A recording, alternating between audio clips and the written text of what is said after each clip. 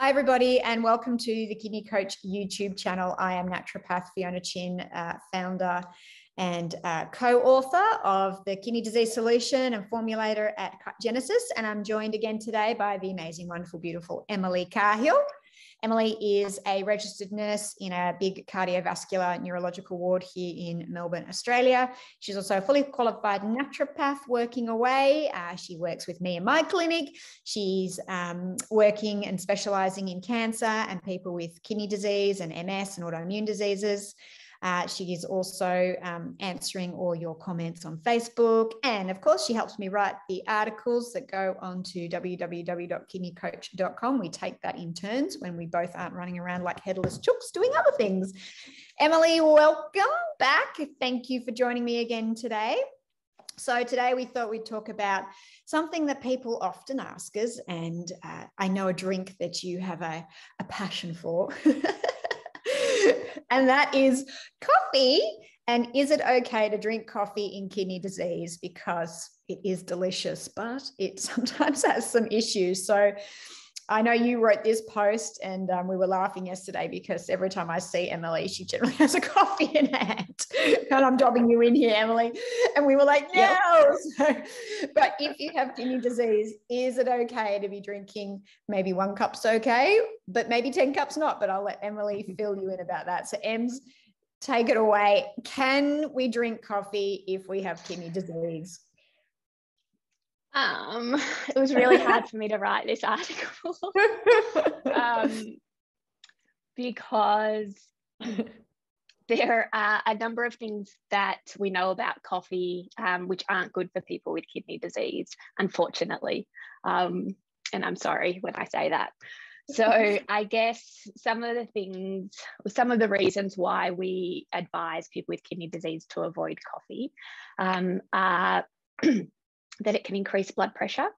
So that's something that's been shown sort of in multiple studies, that it does have quite an acute effect on blood pressure. So when they've given people coffee or caffeine sort of for over 3 hours after they've ingested it, they have an increased blood pressure. And this was even shown in people who are on blood pressure lowering medication. So it does have, sort of quite an effect. And we know that obviously high blood pressure is one of the main causes of kidney disease, and that's something that people with kidney disease really need to be on top of, is making sure that they're managing their blood pressure. So unfortunately it does raise blood pressure, and it's been shown that particularly in that sort of few hours afterwards, that there are more cardiovascular events in people when they have had caffeine. So things like heart attacks, strokes, does tend to sort of correlate with that period after sort of caffeine ingestion. Yeah, right. Okay. Well, that puts a dampener on that. Even and that's one. Was there in a certain amount, like, or is it just even like any caffeine ingestion will do that? Yeah, it was. So they generally test with sort of higher levels of caffeine, I guess, than what would be in 1 cup of coffee. So that is one thing to think about. But also there is no standard cup of coffee these days. You can get a cup of coffee that's like this small, and you can get a cup of coffee that's this big. So that's one thing to be aware of. And also, are you ingesting anything else that also has caffeine in it as well? So that's going to obviously have an additive effect. Yeah, right. Well, I know, and I'm jumping here, but obviously I've got an Oura ring on that I wear at night that tracks. And if I eat any chocolate after, I'm very caffeine sensitive. So if I eat any chocolate after 6 o'clock, my resting heart rate does not come down during the night. It stays elevated, and my watch it's like, ping, did you eat late? And I'm like, no, I ate chocolate after 6 o'clock. And I've tested this about 5 or 6 times. And if I eat chocolate after 6 o'clock, and I eat the good dark stuff, so it's high caffeine, my resting heart rate doesn't come down overnight. And then my watch says you didn't recover properly, so it's affecting my sleep. So it does make sense. So, all right, what else have you got for me on coffee? Why else should we drink it? What else? Yes. It's interesting, I guess, the studies on coffee, and that's why there is so much debate about it, that some studies will show that it has a protective effect in certain conditions, and then other studies will show that it has a detrimental effect. And I guess, there's a wide variety of reasons why that might be, but one of the One area is actually type 2 diabetes. So what the studies tend to show is that it can have a protective effect against developing type 2 diabetes. However, once someone has diabetes or insulin resistance, it has a negative effect on blood sugar control. So when people with type 2 diabetes drank coffee and then measured their blood sugar levels over a number of days, it showed that their blood sugar control was just completely out the window. So they were having much higher spikes in blood glucose as well as much lower drops. So they were becoming hypoglycemic a lot easier. So while it may be protective against the development of type 2 diabetes, once you do have it, it's actually detrimental. Yeah, and we see this all the time when we're running adrenal cortisol profiles, and where people's cortisol, they've got a low morning cortisol and then it spikes at like 11 a.m. and I'm always like, and then it goes plump, and then it says, in the afternoon they'll be hypoglycemic, and I always have to say, do you drink coffee? And they're like, yes. And I'm like, you can see very much on the cortisol spike that definitely affects people, and that's people without. It's interesting they say it prevents type 2, because that's people without type 2 diabetes that I'm looking at, that you definitely see that afternoon energy slump and the changes in cortisol directly related to drinking coffee in the morning. So that makes complete sense to me. What else? Why else shouldn't we drink coffee if we've got kidney disease? Yes. So coffee actually depletes the body of a number of minerals. So it makes us excrete certain minerals out of the body. So particularly, I guess, the ones that are important for kidney disease are calcium. So people with kidney disease can have an imbalance between calcium and phosphorus in their body, and high phosphorus levels are really detrimental, particularly in terms of cardiovascular disease. And phosphorus and calcium balance each other out. So generally, when phosphorus levels are higher, you'll see calcium levels will be a little bit lower, and the body will have to go through a whole lot of sort of certain mechanisms like pulling calcium from your bones to try to balance that out. But if we drink coffee, we get rid of more calcium, which then means that the body has to try to get calcium from other places, like our bones, which is obviously going to have then a detriment on our bone health. It also affects the absorption of iron. So a lot of people with kidney disease are at increased risk of iron deficiency and anemia. So we want to make sure that we're maintaining adequate iron levels. And then magnesium would probably be the other one. So magnesium, which we've spoken about in a video before about its protective effects in kidney disease, cardiovascular disease, type 2 diabetes, across the board. Coffee also makes us excrete more magnesium from the body, and low magnesium is associated with a faster reduction in GFR in people with kidney disease. So we lose quite a bit of good stuff when we're drinking coffee, unfortunately. Okay. So we've got elevated blood pressure, potentiation of type 2 diabetes, loss of minerals, calcium and magnesium. What else? Anything else in it? We know the cortisol spike. What else? Yeah, I guess that's probably the other thing in terms of the stress response and cortisol.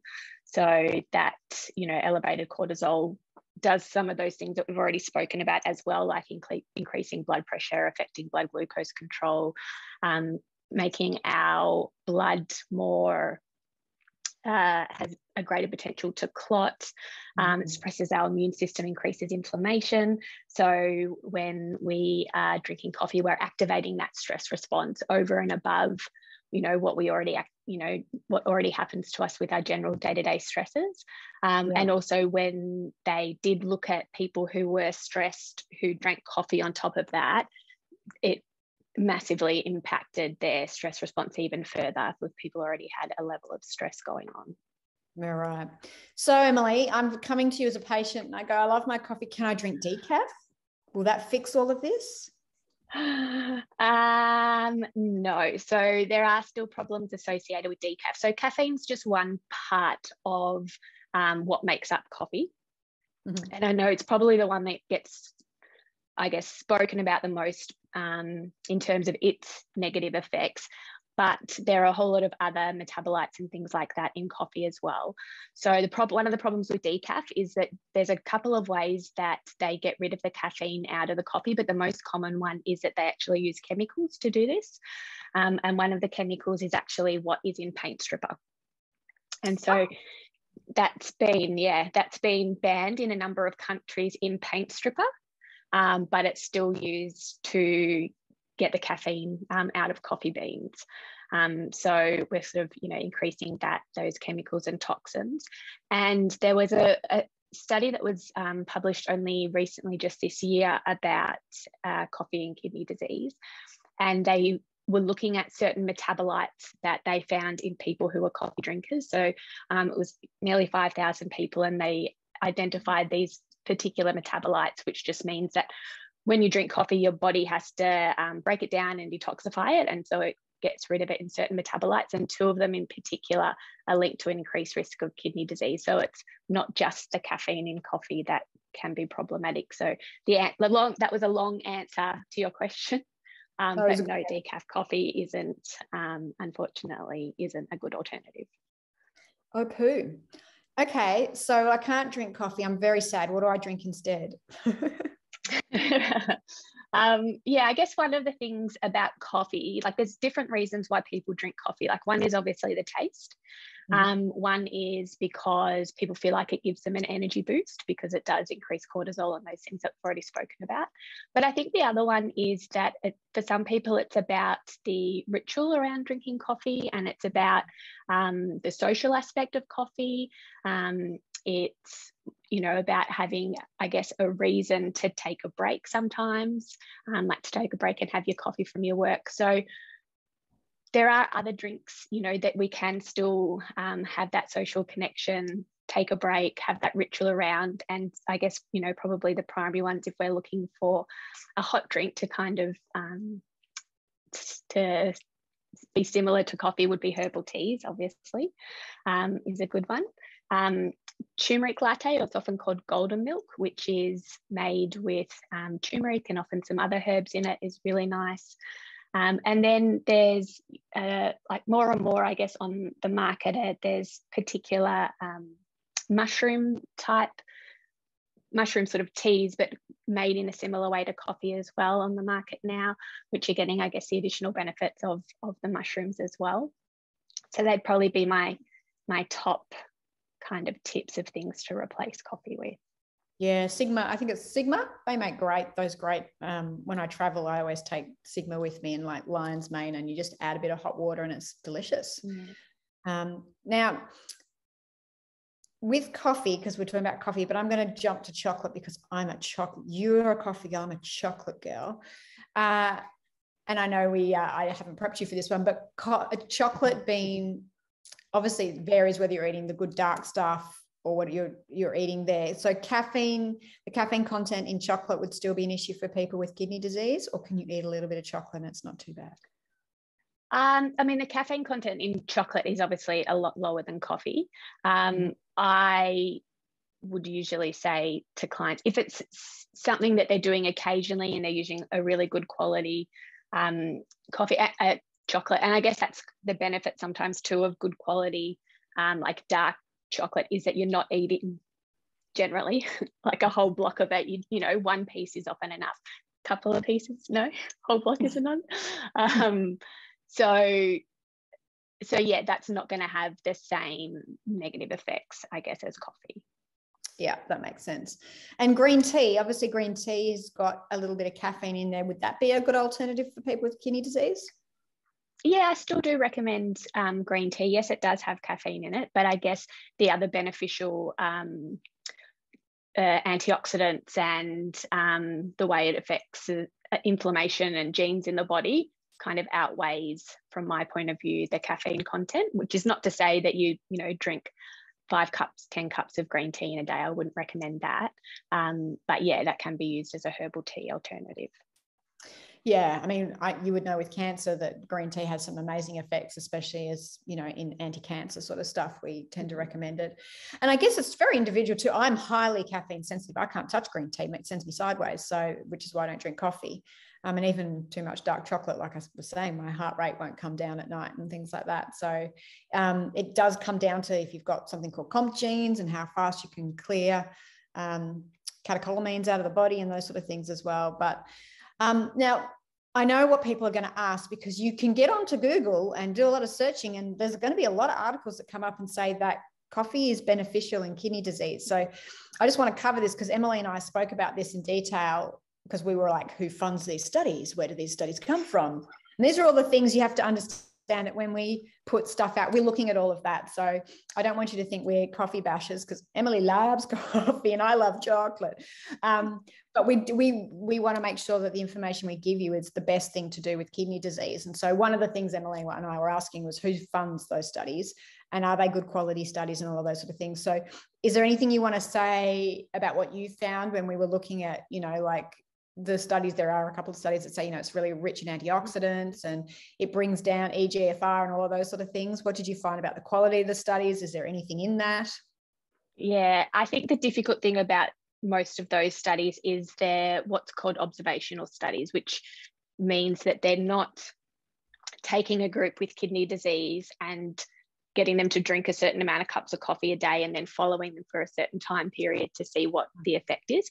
What they're doing is they're taking a large, portion of the population and asking them, at one, sometimes 2 time points, how many cups of coffee do you drink in a day? And then extrapolating that over a number of years.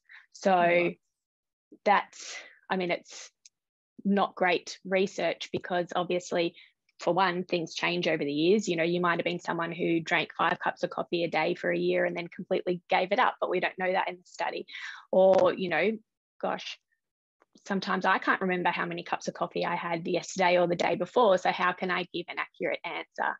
So yeah. I guess until we were able to actually see studies that did that and took, groups of people with kidney disease and followed them very closely, and also then looked at other factors about their lifestyle, what sort of diet they eat, are they exercising, what other medical conditions do they have that could be affecting the results, we're not going to see a really accurate picture. So I guess the studies more so that I was looking at were the things that did either involve people drinking coffee or taking caffeine, and then actually measuring the effect of what happened.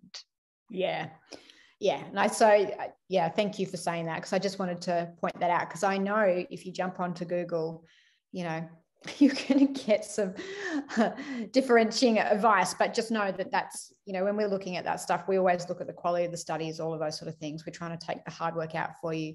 Google's great, but you can find an answer and you can get Google to justify anything that you want if you look in the right places. So we're just trying to give you good, balanced, hardcore research about that. So is there anything else you want to say about coffee, cafe au lait, before we... Yeah, probably the only other thing, and it goes along with if you jump online and, trying to find out about the health benefits of coffee, what you'll see generally come up as being the reason why people are promoting coffee is because of its antioxidants. And yes, and we've spoken about antioxidants a lot, and yes, they are beneficial, but from my point of view, you're much better off getting your antioxidants from food, from fruit and vegetables, which then have additional benefits without having the negative effects on your health. So it's, I don't know, I sometimes feel like it's a bit of a way to explain away the potential negatives of coffee. Yes, but it contains antioxidants, so therefore it's good for you. But we can get antioxidants from much better places. Yeah. No, and if you're even slightly anxious, one of the first things I do with my anxious patients is take them off coffee, and I would say 7 out of 10 times, yeah, it works. Yeah. All right, well, I'm sorry to burst people's coffee bubbles. And I think probably, if you have 1 or 2 coffees a week, when you're going out with friends and, you enjoy it, and that's probably okay. But yeah, if you've got kidney disease, especially if you're in stages, even 3, 4, and 5, if you've got diabetes, type 2, type 1, or you've got blood pressure and that's elevated, coffee is probably not going to be a drink that you should have in your repertoire of drinks. All right, Em. Well, thank you for that. I know that was a tough article to write, that one. Tough chats. So thank you for listening to us. If you want more information about what we do, you can head over to www.kidneycoach.com. There you'll find a whole pile of information about the supplements that we sell, about Emily. I think our resource page is finally going up in the next couple of days. Woohoo! Yay. And you'll find information there about the kidney disease solution program, which is a downloadable digital ebook. It's not something you get posted to you in the mail. It's digital online. We do that to keep the cost down, unless some dodgy people from places tend to sometimes steal our books and copy and sell it, and we have to, anyway, that's another story. But yeah, so if you want that, you can jump online and find all the information there, and in there's got the full diet. You get a dietary book, and we talk about Nana's tea and other things that you can use as an alternative as well. Remember to hit like and subscribe. That means you'll get notified anytime we put out more information, which we hope you find super valuable in helping you towards having a happy and healthier life with happy, healthy kidneys, because that's the whole point of this. So thanks again, Emily, and we will see you next time, and thanks for being part of our community. Bye.